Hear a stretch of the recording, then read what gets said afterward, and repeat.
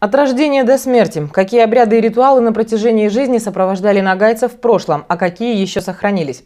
Об этом и многом другом рассказывает документальный фильм «Камбак» молодого талантливого режиссера Ислама Сатырова, который он представил новоуренгойским зрителям. О незаурядном событии в культурной жизни города расскажет Зуля Османова.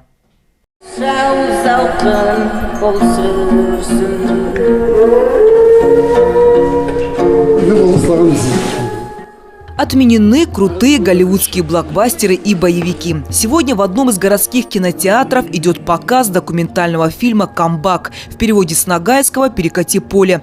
Именно с этим свободолюбивым растением сравнил своих предков, тюрков-кочевников, режиссер картины Ислам Сатыров. Идея создания ленты проста. Известный деятель нагайской культуры Айна Черкесова, будучи студенткой, ездила по аулам и собирала произведения устного народного творчества. Записанные ею старинные песни поразили ислама. Песни эти были все народные, то есть это именно, так сказать, из самого сердца народа. Но это не главное. Главное было то, что как и кто исполнял.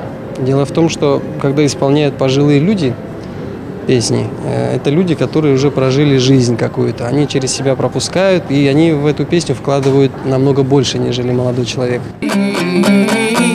Олар әлгі ястыр беті байтадан білесіз бе? Жүрегім ашиды, ауырайды, сызлайды. Қойын дейді. Қарттай болып дейді, домыра шалып қарттай болып. Оларда сәсім түрлі ой сәсім. Түрлі. Обряд укладывания ребенка в колыбель, обряд сватовства, никах, объединивший религиозные и национальные обычаи. Подробности похоронного ритуала, к которому готовится каждый пожилой нагаец. Фильм – кладезь древних сокровищ, из которого может черпать каждый. Даже создатель картины признается, что съемки превратились для него в процесс самопознания.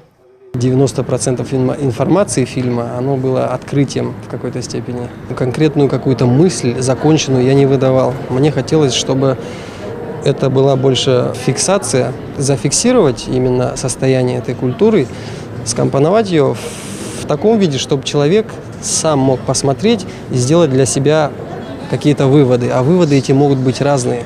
Бесплатный показ картины проходил сразу в обоих залах кинотеатра «Парк Синема». Зрители признаются, посмотрели на одном дыхании. В важности таких работ не сомневаются.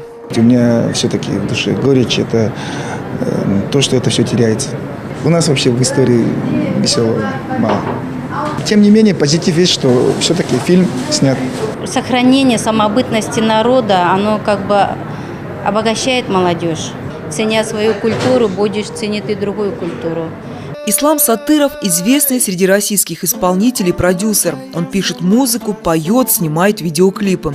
По словам новоявленного режиссера, «Камбак» – его первый и удачный опыт в кинематографе. Фильм получил приглашение на несколько престижных кинофестивалей. Следующая картина, говорит автор, будет художественной.